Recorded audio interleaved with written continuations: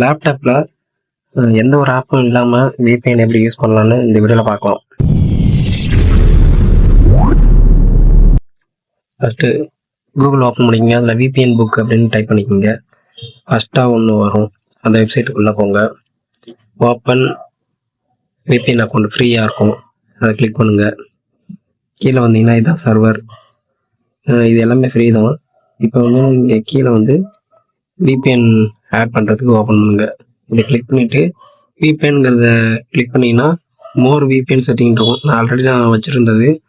உங்களுக்கு இன்னும் புதுசாக கிளிக் பண்ணிக்கோங்க. இப்போ ஆட் விபிஎன் அப்படின்னு கொடுங்க. நேம் வந்து நம்ம சும்மா டெஸ்ட்னு கொடுத்துக்கிறேன். சர்வர், அதே வெப்சைட்டுக்குள்ளே போங்க. சர்வர் வந்து ஒரு சர்வரை நீங்கள் செலக்ட் பண்ணிக்கோங்க. காப்பி பண்ணிட்டு சர்வர் நேம் கொடுத்துருங்க. இது அப்படியே இருக்கட்டும். சேவ்னு கொடுத்துருங்க. இப்போ டெஸ்ட்டுங்க அது சேவ் ஆகிடுச்சு. இப்போ கனெக்ட் கொடுங்க. யூசர் நேம் பாஸ்வேர்டு கேட்கும். மறுபடியும் அதே வெப்சைட்டுக்கு போயிட்டு கீழே பார்த்தீங்கன்னா இதுதான் user name, VPN book.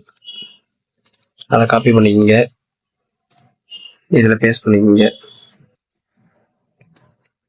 VPN book password வந்து அதுவும் அங்கே கீழே இருக்கும், HBA7 அப்படின்னு.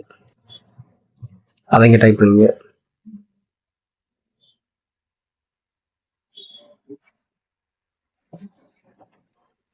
இதில் கிளிக் பண்ணிங்கன்னா தெரியும் HBA7 கனெக்ட் ஆகுதுங்க.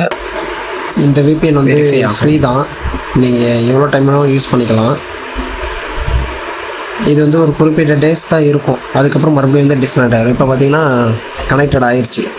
இப்போ நீங்கள் வந்து உங்களுக்கு விபிஎன் யூஸ் பண்ணி எதுவும் ஆப்பு இல்லைனா வெப்சைட் எதுவும் ஓப்பன் ஆகலை, அதை ஓப்பன் பண்ணால் இனிமேல் நீங்கள் வந்து நார்மலாக கூகுளில் போயிட்டு நீங்கள் ஓப்பன் பண்ணிங்கன்னா ஆட்டோமேட்டிக்காக ஓப்பன் ஆகிடும். அவ்வளோதான். Thank you friends.